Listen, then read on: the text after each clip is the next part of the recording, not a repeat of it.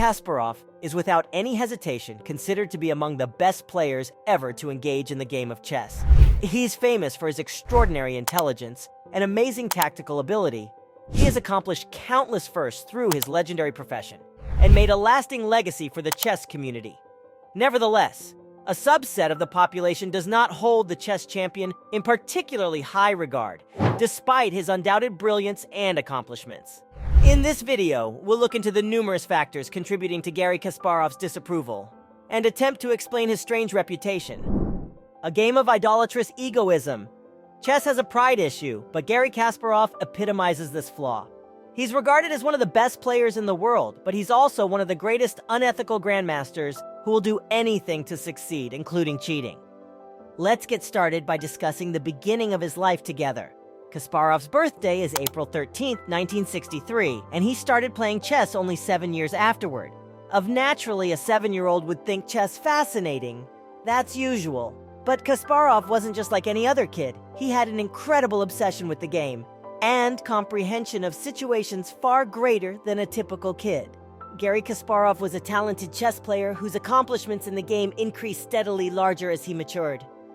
The rude conduct of Kasparov.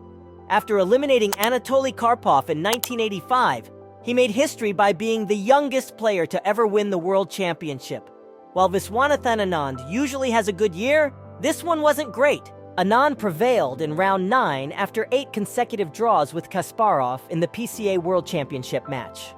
After that, Kasparov's behavior became increasingly unethical. According to Anand, after Garry made his move, he smashed the timer, stormed out of the room, and shut the door. The noise increased because of the artificial enclosure, and there was also some trembling as they went.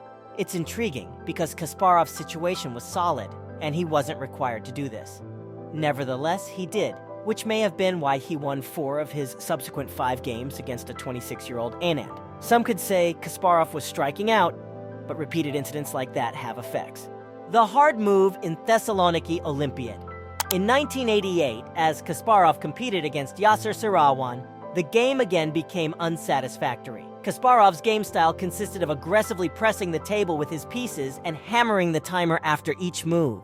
He continued in a manner that, in all candor, would drive anyone absolutely bonkers. Even Yasser, well known for his upbeat demeanor and courteous nature, was overwhelmed. When Kasparov made his follow-up move, he punched the timer with such force that all chess pieces on the board collapsed, and the pieces to its left and right tumbled down.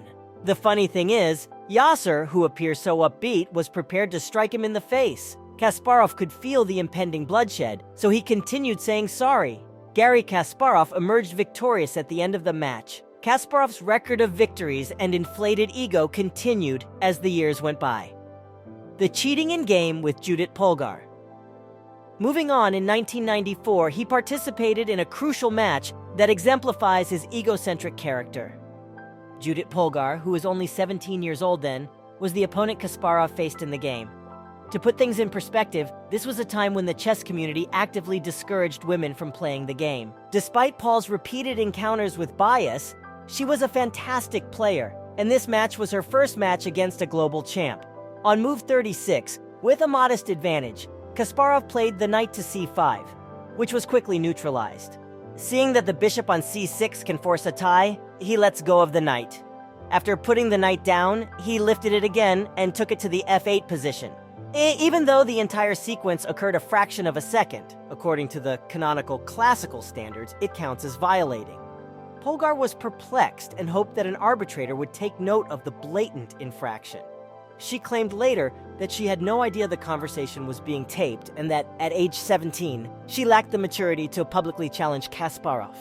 The results would devastate her career and could even ban her from future competitions. When questioned regarding this, Kasparov responded that regardless of whether the move to c5 had been made, the game would still have ended in a draw. Nevertheless, this doesn't qualify as the case at issue. Kasparov, who has been playing chess internationally for 30 years, is well versed in the regulations and was aware that this tactic amounted to cheating. Perhaps Kasparov's pride had grown to the point where he believed that a first-game tie versus a female talent would damage his public image irreparably. Furthermore, he went on to call Polgar a circus doll and remarked that he thinks a girl who is so young should have been educated in something positive. Women chess players, he added, should focus on raising families. The whole show was awful. Kasparov's rudeness is not limited to this incident only. There are plenty of other cases. However, Garry Kasparov's outstanding track record as a talented chess player and creative genius has not been tarnished. Subscribe to our channel and join the conversation. We love hearing from our subscribers and can't wait to connect with you.